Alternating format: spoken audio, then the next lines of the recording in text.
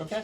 You felt it? A little vibrate? Yeah. Great. So we're here with Don and Liv Rugh, Yes. correct? Right? Yep. So Don, tell me a little bit about yourself. I'd like to hear, not necessarily like origin, but like maybe CrossFit origin, right? Like when did you start? How did you start? Yeah. What did that look like? Yeah. So I mean, so I guess it's been about 18 years ago. I quit smoking. I was a smoker. I'd smoked for years. I was like an athletic kid, but then I did smoke throughout like my 20s and early 30, about 30. And kind of lost touch with athleticism, Yeah, sports, like I and still would play some pickup basketball here and there, but I was definitely out of shape. yeah. And like the day I quit, a guy gave me a copy of P90X. Okay. And I just started doing P90X like at the house. That turned into joining like a Globo gym kind of thing. And then when we moved to Broomall here, I started seeing people doing things. As I would go to the produce junction, I would see people outside pushing sleds, running with med balls, and I'm like, that just kind of piqued my interest. So, and then I happened to have a colleague, John Bodner, who was going. I told him, there's this place that they're pushing sleds and doing all this, and he said, that's CrossFit. That's where I go to the gym. So, through his recommendation, I ended up here kind of by chance. Yeah. Yeah. It sounds like very fortunate you just kind of had those two connections and found it. Yeah. When we moved over here too, we were driving back to like my other gym, and it was a pretty good distance. So I was definitely looking for something new. And then, like I said, I as I was just in and out of the neighborhood, I saw these guys at the CrossFit gym used to be at the top of the hill too. So so it was right there as I left the neighborhood. Yeah. And I'd see them doing all kinds of things. So I said, that's what I want to do. Yeah. So I want to keep focus on you just for a little bit. So then you jumped into that. What was that, first month, year like? Was this, you saying 18 years ago, or 18 years ago is when you transitioned away from smoking and kind of finding some fitness routine? And then around when did you join DelVal? Probably 3 years in, maybe 3 years in. So it's like 14, 15 years of CrossFit now. I'm going on 14 this year. So about 4 years into getting fit, I ended up here. And like I said, I'd been doing P90X, the Insanity, like some of those things. So I was like, did you have definitely a DVD? Yeah, I did. Yeah, I love that. Yeah. So I definitely, when I came here, I was in decent shape. Yep. But I mean, it was a long learning curve. Like it took me a good, 2 years until I was like consistently doing most movements. Like, and then that's where I think where I really kind of got like the bug here. Like I was in here all the time. Yeah. Like 100% body. Like that year 1 through 4 for me were probably like the real honeymoon. Yeah. Yeah. And now at like 14 years, like I've gone through so many different sort of phases with my relationship with CrossFit. Sure. Yeah, the development of an athlete like over a long enough timeline is always fascinating. There's that honeymoon period. There's that little bit of period where you're like, I'm never going to make progress again. And then it just kind of, at least for me, has kind of come back around where like there's different things that are valuable to me now than they were 8 years ago or 10 years ago. And so there's progress to be made in different ways. Yeah. And it sounds like you found a little bit of that. Absolutely. Like, I mean, I probably, scale more than ever now. Yeah. I'm finding myself, but, and I've got a new relationship with scaling in the sense that like, but still trying to push the stimulus, I'm more stimulus based. So if that means cutting a weight or changing a movement, like I'm totally fine with it. I'm actually probably cutting more movements out now than introducing at this point. Sure. Because I think like the goal now is just kind of like longevity. Yeah. And I still get excited about certain workouts, and I still hit the occasional PR and things like that. But those are nice. It's just not as big of a focus. It's not as big of my focus anymore. Yeah. Yeah. Awesome. Yeah. And Liv, so same kind of question a little bit about you. You started, I imagine, because of your dad? Yeah. Yeah. So tell me about that. Yeah, when I was about 7 or 8, that's when he joined, and then Rob had kids classes in the dungeon downstairs. Yeah. So I think you would help out a little bit with those, and so that really built. There were even kids classes up at the original The past location. Oh. Right? Yeah. Yeah, that was like they were run on maybe Wednesdays and Sundays. Okay. So we kind of got her started with that. Yeah. And then when we moved to here, they were held in the dungeon. And Yeah. there was a number of different coaches throughout Yeah, the different time. coaches, different parents of the kids who went Sure. here. So, that built a really great foundation for me. And then was into it off and on, and then more seriously in about 2023 after I had foot surgery and just got back into it. And then have been consistent since then. Yeah. So through this time, have you been, like, fitness has been your thing, or have you played sports? What's that look like through high school? Did you play any intramurals in college? Like, what's going on with that kind of side of it? Yeah, so I mean, I started karate when I was 5, and that's been Okay. my consistent sport, activity. That's right. You'd mentioned that after the episode with Rob. Yeah. You had said that, yeah. Yeah, and actually one of his first locations was in the basement of our karate school. Yep. Mm-hmm. Yeah, so I think like CrossFit and karate have been a really great balance, and they really balance each other out and help each other. But so I've been doing that consistently since I was 5, and I played Little League softball, but I don't think that counts for much. Okay, yeah. It's funny that we saw the two kids that are sitting over on the couch in there. Uh-huh. And I mean, really, a lot of it was me just dragging her to class because, I picked up after school, so I picked her up from school. And, to get to class is like, well, you have, you're just coming with me. Yeah. Yeah. There wasn't really, in the original location, or past location, there wasn't as good of a kid space. It was just kind of find a box and sit on top of this box. Yeah. And she was pretty young, and, sometimes the music would be explicit. And I remember just kind of, wincing a couple times. Like, that's like my 7-year-old is sitting over there. Sure. Doing homework or whatever it might be. Yeah. It was definitely a different scene, 14 years ago than what you get today. Yeah.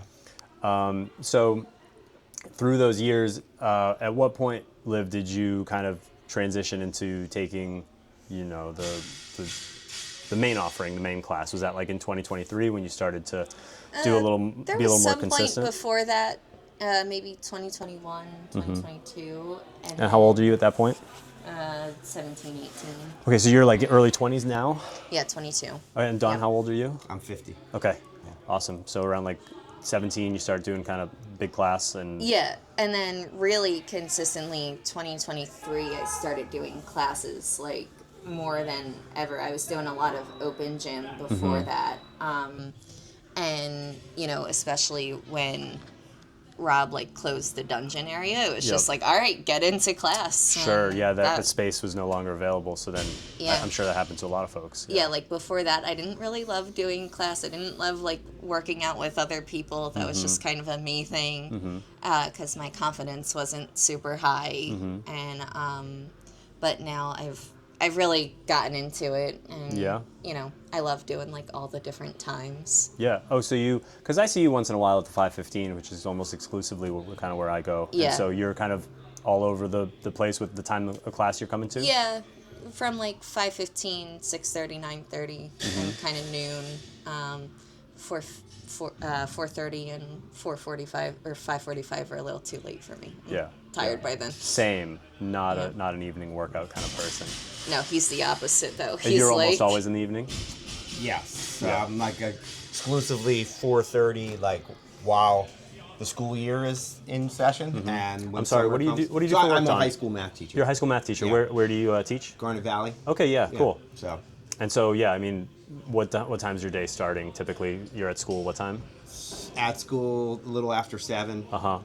Leave school at 3 o'clock.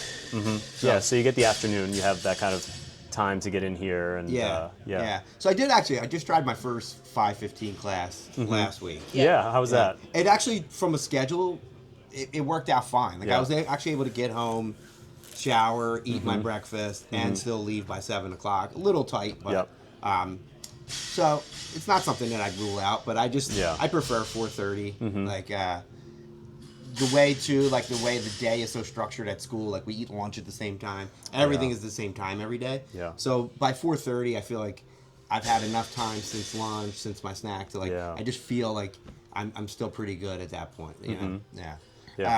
5:15. I think if it's just like Metcon, I'm fine. Yeah. If it's lifting, I like want no parts of 5:15. Dude, I'm on board 100%. Yeah. Yeah. Like, you know, it's the time of day that I have to go. Otherwise, it doesn't happen for me. But when do we do the 5x5 back squat? Friday? I think that was Friday. Right? I just had no interest in that. Right. You know, like it's going to be heavy no matter what I put on the bar, right? I started at like, you know, what I would say would be like a 50-ish%, and it felt heavy, you know, and it's like no matter what is on the bar, it feels heavy that time of day. But you can get me in here to do burpees and rowing anytime at that time. That's great. Right. In school year, in the summer, I'm like 9:30. Yeah. This is my time. Okay. Yeah. And I'm curious. So your teacher, you obviously like, you know, have kids that you're seeing every day, high school age. Did Liv come through Garnet Valley? Is that where you guys live? Okay. We live here in Marple. Okay. So Liv went to Marple, downtown, and I taught at Garnet Valley. Okay. Yeah. And so, Liv, what's changed for you recently? We were chatting before the kind of camera clicked on some exciting news. And so last month graduated from Newman, and last week just accepted an offer for a position as a patient registration and scheduling specialist at Paoli Hospital in their cancer center. So, first job out of college, so I'm excited. And start next month. And you said you studied business. There was a minor in business. And then... so major in health sciences, health education, and then a minor in business administration. Yeah, so this is like a straight center pitch of kind of what you were looking to get into, right? Yeah. I mean, I want to go into like management someday, but I think this is a great starting point. And And when the job starts, what does the schedule look like? When are you going to be coming in the gym, and how does that look? I'm hoping 5:15. Yeah. Yeah. To get an early start and then work a pretty typical work day, would it be? Yeah, 8 to 4:30. Yeah. So I think 5:15 would give me a good amount of time to get in here, get ready, and go. Yeah, definitely. Because I know I'm not going to want to do it after work. That's so me. Like, after school, I would never want to come, you know. That's why, I mean, during the school year, I came a lot at 5:15 and 6:30 because it was just the time I had, and I knew I wouldn't want to do it afterwards. Yeah, so. I definitely saw you a lot over the winter at that time. Yes. Early mornings, yeah. Yeah.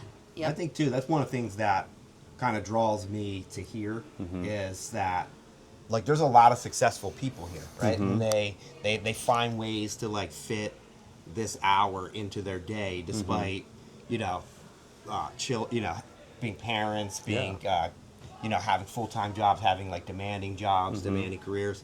You see, really, there are like a lot of successful people in here, and that it's part of it is that management of their time, that like prioritizing fitness along with those other things, you know. So that's like, even as a dad, I think like one of the things I want her to see in me, but also in like so many of the people that she meets here. Like this are, you know, a lot of good people to meet, definitely. and have in your circle. So for sure, and I definitely feel the same way. It sounds like you, you know, as you kind of like were raising Liv, that was important for you to kind of take action and be an example of that kind of time management and attention to detail and discipline in showing up and being present here to like take care of yourself to then take care of her. Is that right? Yeah, I think that like, so part of it is, yes, like me providing the example, but like I was just saying too, there's so many really good examples, especially like, you know, there's so many women in here that, you know, for her to see like all different levels of competition, strength, you know, just everything, right? To get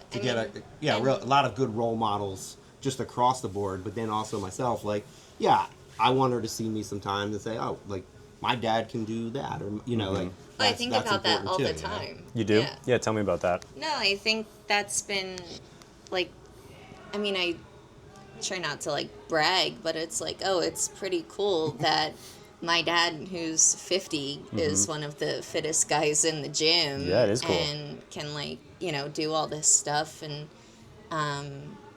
no, he's very productive, very, you know, talented and skilled, and I really admire that. Yeah. Yeah, and like he was saying, for me, like, especially being a young woman, like a lot of the women here and seeing their different journeys and a lot of, different abilities, different body types, especially, like that's been huge. Yeah. Because I don't think I would feel like I would fit into a gym that, only had one type of, Yeah. wit woman and, like just these like super athletic fit women. Yeah. So this has been really great. Yeah, the culture of each gym is different. Have you all dropped in at other gyms and kind of experienced different gyms No. locally No. or elsewhere when you travel or anything? It's one of the weird things. I've never dropped in Really? to another CrossFit gym. When I go on vacation, I go on vacation from CrossFit as well. Yeah, So, yeah. Like That's good. I think long term, that's a great way to kind of approach it. I do something similar, and I mean, if it's a week off, you're not falling behind. You know? And I mean, like if it's a week, maybe I could think about finding it. But even just the idea of like, I just like to just walk. Maybe I'll go out for a jog. But like my wife and I, when we were out in San Francisco for maybe a 3-day thing, I think we walked somewhere close to 30 miles over the 3 days. I'm like, that's plenty enough. Yeah. Right? And it was up hills and San across Francisco, different terrains. yeah, Right? definitely. So I'm like, that's plenty enough. I mean, and then I start thinking about like, what. That's part of the things I was talking about earlier too, with my sort of up and down with this cross. Like, what do I do this for? And if the answer is like I do this to stay in shape, to be able to do other things, then I find myself not doing those things, like not riding a bike, not playing basketball, not going for hikes. Like, then what am I doing? What am I doing here? So I want to make sure that I, when I'm on vacation, I do those swim, run, bike, walk, the things that I don't generally get to do here. Yeah, but I think over time, what's happened with CrossFit is that the means have become the end, if you know what I mean. Like the working out, the doing the burpees, the doing the workout, the Metcon has become the thing that you do in order to do it better, where 20 years ago, that wasn't the case. And not that I was doing CrossFit 20 years ago. I'm like you, I've been doing it for 14 years. But certainly there were more people that got into CrossFit in order to surf or to be a basketball player, or kind of like be able outside of the gym. Where now I think there's a lot more of just kind of like being good at CrossFit. Right? Like, and that happens for a number of reasons. I think the games have kind of like codified like this is what we do, and so these are the things we do, and there's less exploration and play in warm-ups and cool-downs and just in general through the workouts. But that's just a kind of shift I've seen over time, and I've heard other people talk about. But there's definitely like so much value in just kind of being in here in order to do X, Y, Z. Right? Yeah. Then you have to actually do it. That's the thing too. I think when I find myself like, hey, you're not doing those things you said you wanted to do, you wanted to be able to do. So, but even if it's like you mentioned earlier, you said, Liv said, you're focused, you're managing your time, you're disciplined, like all of those things, right? Those things I think hold water as well. To say like absolutely. I do CrossFit in order to stay focused at work, in order to be a patient parent, in order to be present at my brand new job and be like, the best I can be and get to that management role that I'm looking to get. Yeah, 100%. Yeah, I mean, and for me, like one thing, I mean, I do this because like it really does help me with my martial arts and also my everyday life. Like as I get stronger in here, I've seen that I've gotten a lot stronger at karate. My kicks are higher, my throws are better, like all that sort of stuff. Like I notice it every time I'm there. Yeah. And You've been doing CrossFit on and off for both of you a number of years. I heard somebody ask this question, and I thought it was really interesting. Have you had a moment, something happen in your life where CrossFit, your fitness has surprised you, where you said, oh, like, I didn't know that this was going to be as easy as it was, or this thing that, I didn't think I could do just ended up being something that was kind of like an easy thing for me to accomplish? Anything like that you can think of? I think probably the first 5K I ran, like it was, I did zero training. It just, what I do here, like took me through that. I said, oh, that was pretty easy. And, but even like, these are smaller things, but like, you know, we go on trail runs sometimes here, and there's been a couple times where I've either like kicked a root or, you know, stepped on a rock, and just my ability to like the agility that I've gained here to keep myself from, you know, face planting or from twisting my ankle. Really, you know, the fact that I probably build muscles in here that kept my ankle stable during it's little things like that. I go, wow, it's the things I do in here every day that kept me from probably really really getting jacked up on that fall, you know. So that's a smaller example of it, where instead of like a large feat. But it doesn't need to be a large feat. I mean, those are quality of life things, right? You roll your ankle, you fall on your shoulder, dislocate your shoulder, you know. You run a 5K and just have a good time, and I mean, those are things that make recently, like we had this like 250-pound boxes like delivered to our house, and they had to get moved to the backyard, and my wife went for a ride, and before she came back, I had it loaded into the backyard, like stacked in 3, you know, and I think she came back and she was kind of in awe that like, how was I able to like move these boxes by myself? And a lot of it was just using deadlift technique. I mean, I use a hand truck as well, but, but getting them onto the hand truck and all that, like. But also, I think as a CrossFitter, sometimes you're like, I wonder if I can do this physical thing here. Is this something I can figure out how to move this weird thing that I need to move, and can I do this? So that functionality of it comes in, and How about you, Liv? Anything that you can think of? For me, I mean, outside of the martial arts, like when I was working in patient care and also in nursing school, you know, before I switched, like taking care of patients, because you know, you really have to use proper technique and to move people out of beds and things like that. Because you know, a 100-pound patient, if they're a dead weight, they're heavy. Like, so, you know, being able to, you know, lift from your knees and have that leg strength and, you know, maybe have the upper body strength to pull them up. And that's what I was just thinking about. Like, I don't know if I would have been able to do as much as I did, you know, if I wasn't here. But and also like, with like some jiu-jitsu and stuff, like throwing people and some groundwork and you know, that sort of stuff, like I don't think I'd be as strong, because I mean a lot of the people that I'm throwing are like middle-aged men, you know, so they're all bigger than me, and even if I get some help from them, I still have to use a lot of my strength to do that. So Absolutely.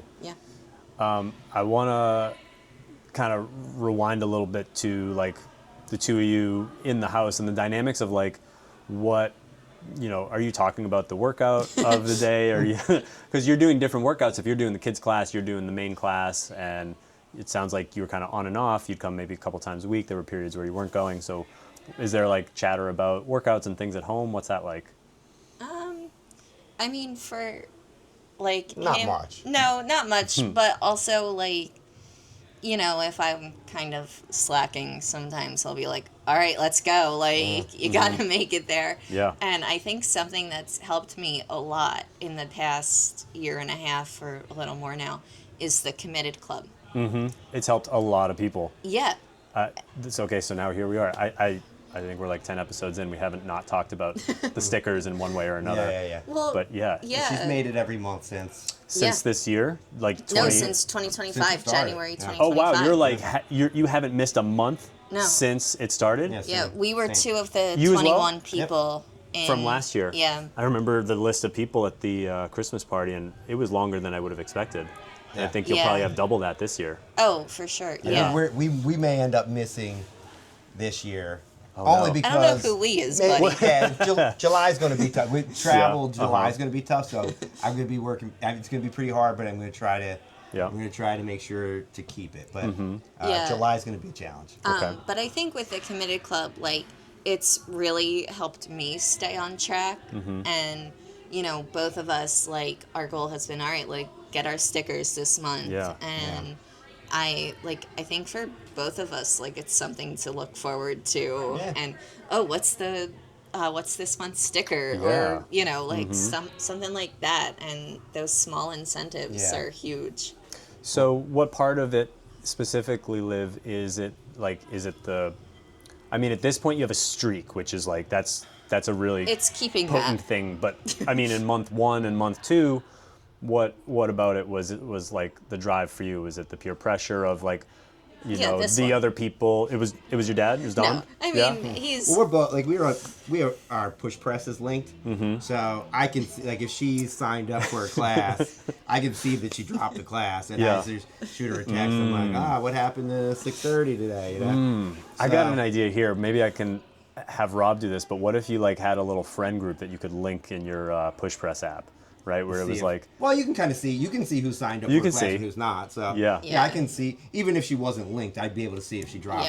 Yeah. If she dropped the registration. So I might shoot her a text and give her a little kick and to get in here. So. Yeah, and do you you'll do that for your dad too? You said. No. No. No. I'm super cheap. Here's my thing. Like I'm from just a pure money standpoint. Like to justify the membership, I come as many times as possible because then that means each time I come here, the dollar cost average goes is lower. down. So it's like now I'm paying $9 per class because I made it in. That's the high school math teacher. Yeah. So and like where else can you can't do drop-ins anywhere for $9. Oh, no. So when I look at it that way, I say, like the more I come, the more it justifies the membership. For sure. So for me, it's that, and you know also.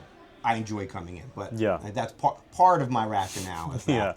Yeah, and I mean also like the drive of like the people here, like the members. You know, when I see like someone I'm close with sign up for class, I'm like, oh yeah, I definitely want to go to class today because so and so is signed up, and you know, want to see them, want to like talk to people. Yeah. You know, it's a great thing for just socialization too. Because some days, and especially when I was in school, like I would have such long days pretty much by myself doing schoolwork all day. Sure, like you mean like through that period where like you'd be were you fully online through this? No, but I mean most of my classes were. So I'd be in school a few days a week or for a few hours at a time, but like some days I was just at home. So I'd come in maybe, you know, mid-morning or noon and be like, no, this is a good break. Like I need to, you know, talk to people and that's initially how I ended up in here. Was that reason was like, you know, the need to see other adults because I was with my boys who now are 3.5 and I was their full-time care and still am, and then it was just like garage workout. I was checking the box, but there wasn't like, you know, a ton of social outlet for me, and so it was like joining the gym was just the best, you know, to have other folks to talk to and see and, you know, check in with every day. And that 515 crew or any crew really, you know, when you're kind of consistently coming, you start to make connections, and that's a really powerful thing. Yeah. Absolutely. So what else is worth chatting about today? Anything on your guys' mind? Did you do the workout today? Not yet. Well, I think I'm gonna do some sort of variation or snatching later after this. Try to fit it in after here. Yeah, you're going to go to the noon or just kind of do your own thing? Probably just do my own thing since we're here. And did you do the Terrible Tuesday yesterday? I did. No. Yeah. I did. You said no because you knew what it was? You heard from your dad? Or No, I walked in, I looked at it, debated if I was going to do it. Chris said, Liv, are you joining? I said, no. And that's been pretty much every Terrible Tuesday for the past several months. So, and most of them have been partner workouts, which are not my favorite. But, you know, it's, I just decided to do my own thing. And I chose, like, another workout from last week that I didn't do last week. So I was like, all right, I'm good with this. Yeah. Have you all partnered up in workouts before, and what's that like? We partnered up. He actually partnered up with me one day last week, which I was really surprised about. Why does that surprise you? I don't know, because we don't have the same like skill level, and I mean, but you've been doing this long enough to know that that's not super important. Like appropriate scaling is what's gonna, you know, make that fun. But also, I mean, I think I know like some of the people that he typically partners up with. So if I see like, oh, that person's in class, I'm like, oh, he's gonna partner up with them. Yeah. But no, I like when we partner up. I think it motivates me even more during the workout to like push a little harder. Yeah. Especially like when the equipment part of it works out, like where it's completely fine to have two separate, Barbells. equipment setups, two separate whatever it might be. Yeah. So that we're not having to so that we can each kind of do our own workout and still get that opportunity to partner up and Yeah, like I know with last week, like I think I pushed harder partnering with you than I would have someone else. Yeah. And we partnered up a few times, or he judged me for the open workouts, like the intramurals. Yeah. And it was funny when they said no family members are allowed to pair up this year. I was like, he's gonna push me harder than anyone else in here. So I don't know why that's a rule. Yeah.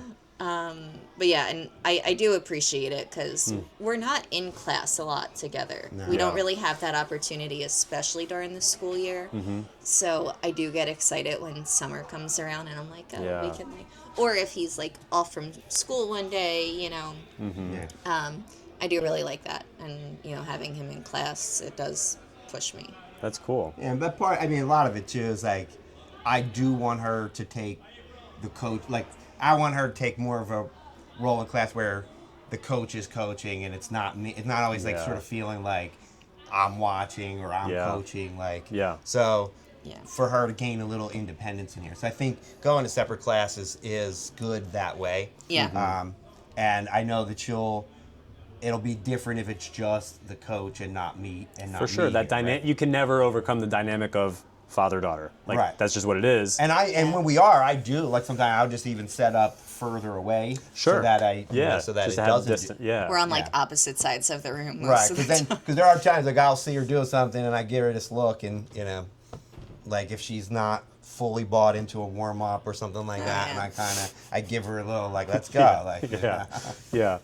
I'm old. I know how to warm up. I know how I want to warm up. Yeah. If I go off and do a side thing, and that's me. I know I have enough. She should still be getting all the coaching, and not looking to me and not taking a phone break or something like that.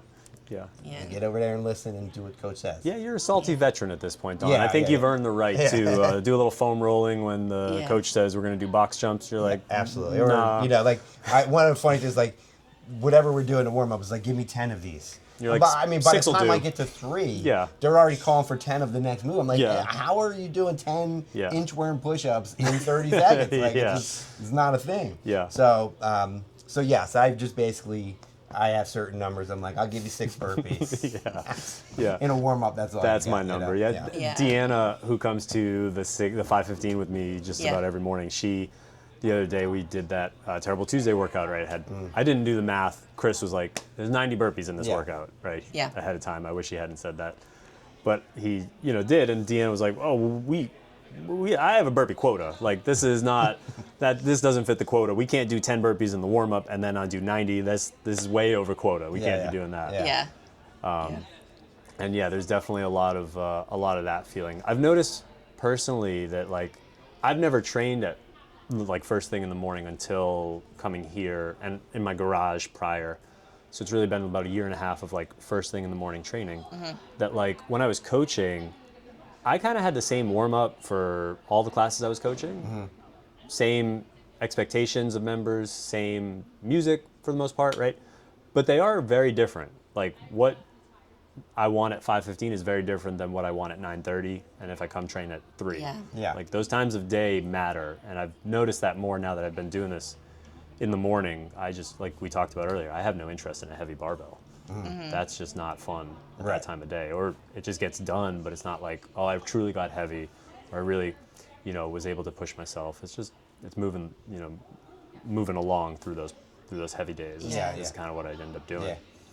Anything else that we need to chat about? I feel like we had a good kind of talk about your dynamic and how each of you ended up in here, and Liv kind of growing into CrossFit and finding consistency, and Don kind of being the leader in that process, and that's a really cool dynamic. There's a lot. There's also a lot of father-daughter combinations that, Yeah. that come here. We love seeing that. Mother, daughter. So it's nice seeing like so many different people like have their kid involved, and you know, so. Yeah, I mean, even like seeing that in the kids' classes, but then now as their kids get older. Yeah, Rob's kids used to do the classes with Liv. Like, That's right. Yeah, they're similar age. Yeah, Sabrina's daughter. Yeah. Yeah. Yeah, and just like seeing, you know, even some of their younger teenagers start, like that's pretty cool. And yeah. Rob says that I'm his youngest 100-year member. Yeah, that'll be you. That will be you. That's cool. Well, yeah, thanks for chatting, guys. Yeah, it was fun thank having you. a conversation. Yeah. All right. Thanks, Thanks. Liv. And congrats on the new job. Thank you. I appreciate it. Yeah.